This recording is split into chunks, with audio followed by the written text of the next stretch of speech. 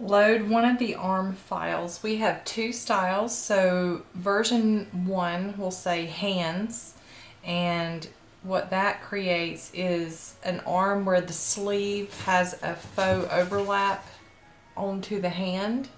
So it looks like a flesh colored hand with a sleeve with a cuff on it.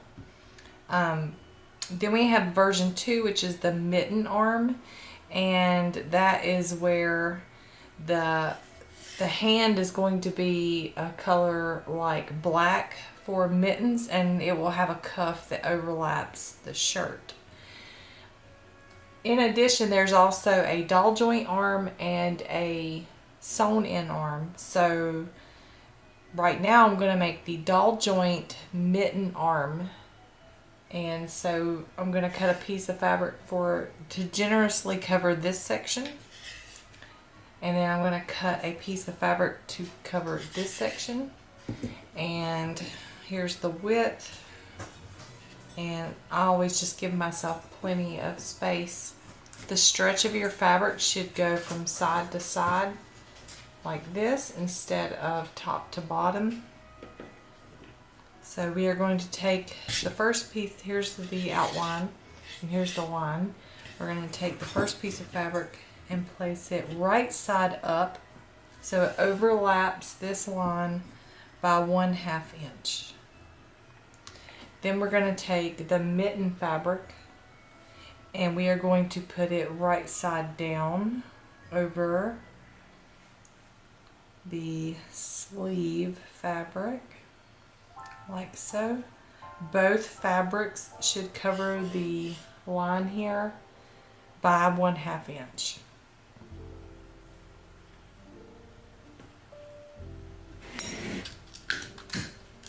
I'm just going to tape this in place.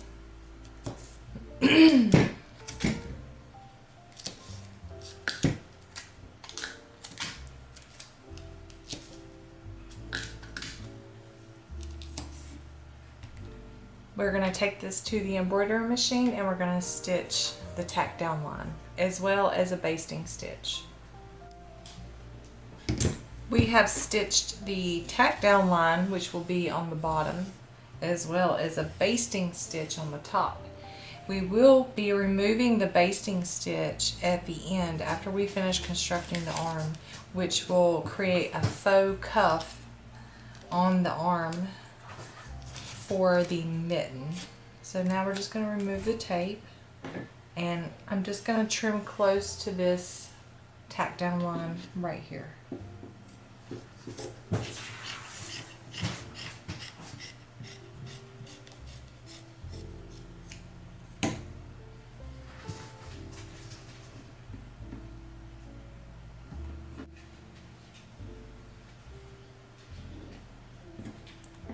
Now we're just going to spray a little bit of spray adhesive on the stabilizer.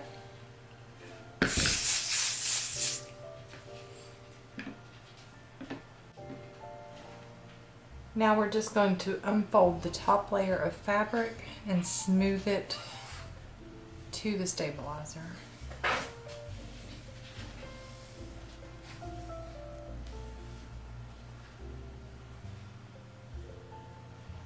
The next step is we are going to stitch the next tack down line, which is going to go across here, and then there will be a line that goes down the middle,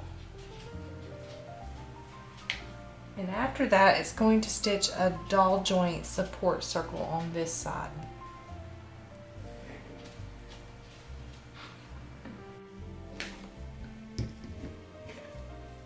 Here is the basting stitch, as well as the top stitching that goes across the cuff of the mitten. So, and here's the support circle for the doll joint. If you were making the sewn in arms, you would not have this doll joint. So this is all one color, and then this is the next color. So I'm just going to remove the tape from the other side here, and we're going to peel up from the stabilizer this side of the arm. You see the basting stitch coming loose there. You can snip if you need to, but it'll release right on the stitching. Okay, right there. Go all the way until it catches on the line here. It'll stop you just like that. So now it's all the way pulled over. So now I'm just going to align. I'm going to align the seam that is created here, just like so. And then I'm going to use the rubber pin backs to secure my fabric because it is a little bit thicker and I don't want it to move. So I'm going to go ahead and pin this in place.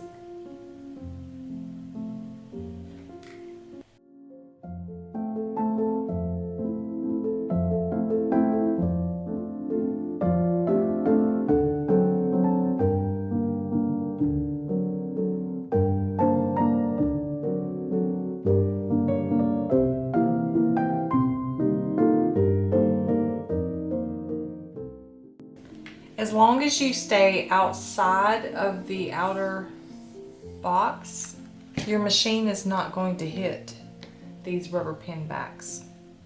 So now I'm just going to head to the machine and I'm going to stitch the final tack down line.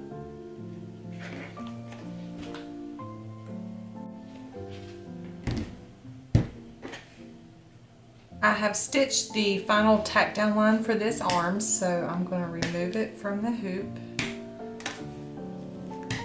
You'll notice that on the doll joint version that there will be an opening in the side, and it's like that on the sewn in arm as well. But on the sewn in arm you'll have an open area also at the top. So I'm just going to remove all these.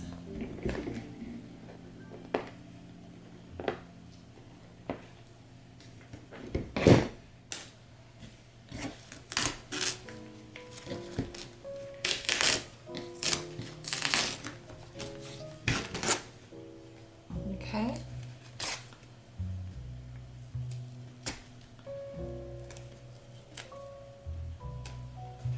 So it looks like this. Before we start trimming this, I'm going to go ahead and hoop the next piece of stabilizer to save time, so I can be stitching the placement lines for the next hooping. Now we are going to trim the arm close to the tack down line all the way around.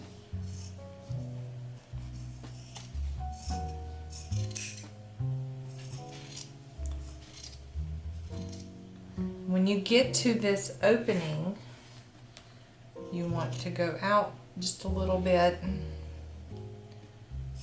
then straight and then cut back in, just so you have an extra tab of fabric.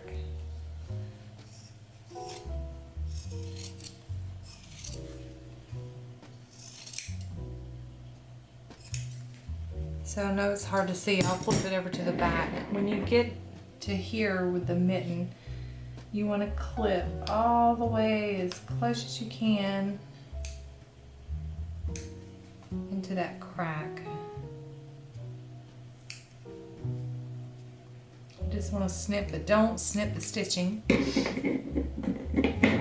And then the reason why we left this tab of fabric is because when we turn it right side out and stuff the arm, then if we want, when we ladder stitch it shut, we'll have some extra fabric here to be able to do that. So let's just remove the stabilizer.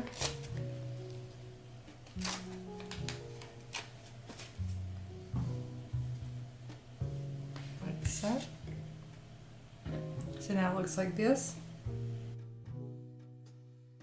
I thought I would take a minute to also show you the sewn in bare hand arm. So you're going to have 2 pieces of flash fabric as well as 2 pieces of the sleeve fabric, one for each arm.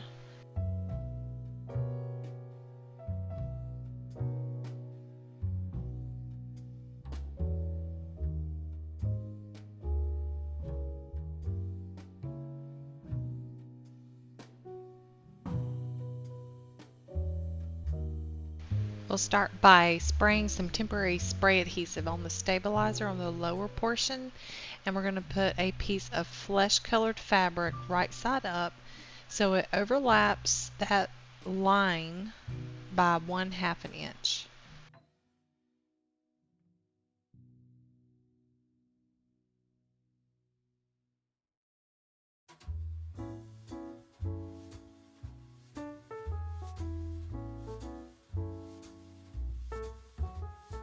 Next, we'll take a piece of the sleeve fabric and we're going to put it right side down on top of the flesh fabric so they both overlap the line by 1/2 inch, and we'll tape it in place. After that, just take it to the embroidery machine and stitch the tack down line as well as the basting stitch. Here you can see that I've gone ahead and done that, so I'm just going to remove the tape.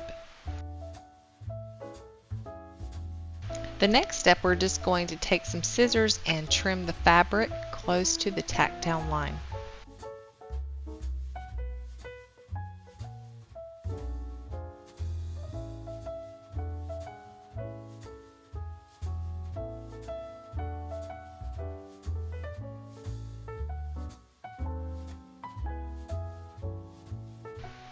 Let's spray some temporary spray adhesive on the stabilizer, and then we're going to take the top layer of fabric and unfold it and smooth it.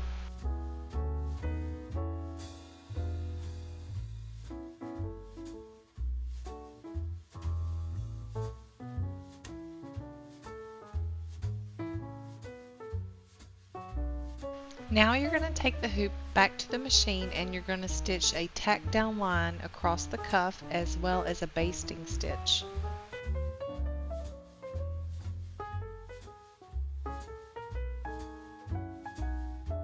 Here you can see I've stitched that top stitching on the cuff as well as the basting stitch. So let's just remove the tape, and then just like the other arm, we're going to peel up this side of the arm on the stitching, snipping any threads that get caught until we reach that center line, and then we're just going to fold it over and align the seam.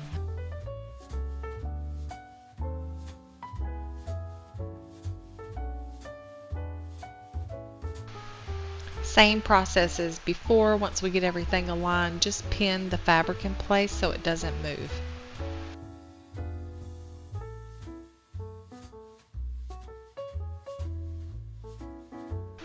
Once we get it pinned in place, we're just going to take it to the embroidery machine and we're going to stitch the final tack down line, which is going to go all the way around. And then I'm just going to remove the pins and we will remove the arm from the hoop.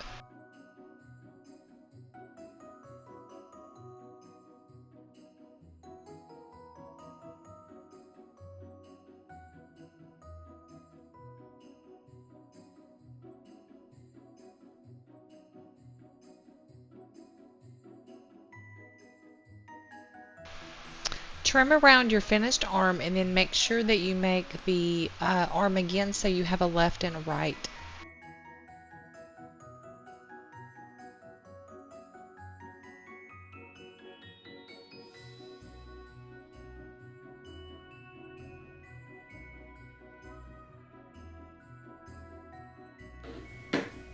Before I turn the arm right side out, I want to put magnets in the hands because I want Santa to be able to carry his Christmas tree. So I'm going to use Dr. Scholl's, and it's moleskin medical adhesive bandage, and it comes in a roll. So we're going to use that. And then we are going to, and we need 2 magnets. So we are going to have special magnets available on our sister website, junodoll.com, and what it will be is a round magnet like this, but it'll have a hole in the middle so that technically you could sew this to the interior of the doll if you were making one of our dolls that are lined. So anytime you have a lining fabric inside your project, you would be able to sew those magnets on instead of relying on the tape. So that will be at junodoll.com. They come with our pacifiers that we have for our dolls. Alright, so I'm just going to cut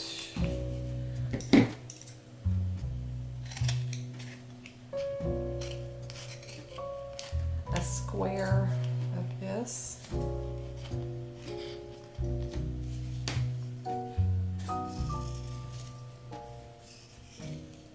Then I'm going to cut a circle.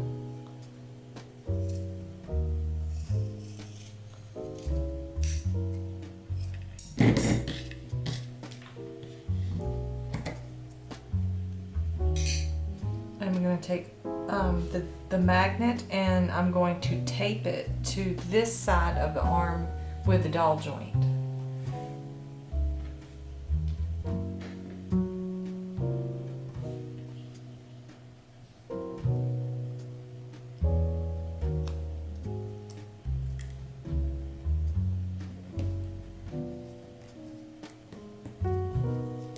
And go ahead and remove the stabilizer from inside the support circle, so it should look like this.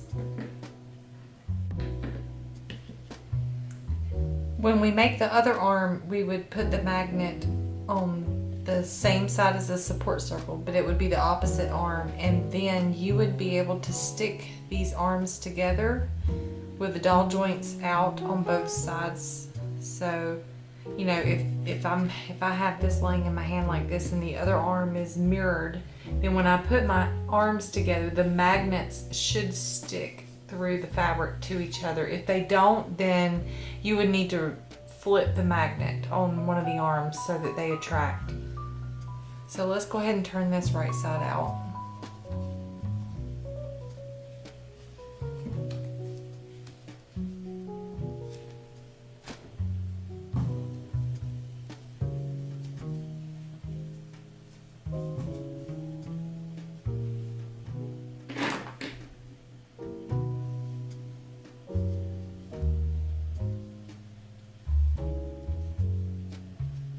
I'm just using a pencil to turn the thumb.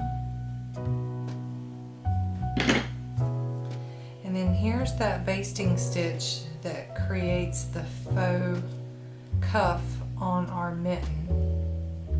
And if you were making the hand version with no mittens, then it would be reversed and the sleeve would have a cuff, and then you would have flesh for the hands, flesh color for the hands. So it would be reversed, it would be flipped down. But this is the mitten version, and here's what it looks like.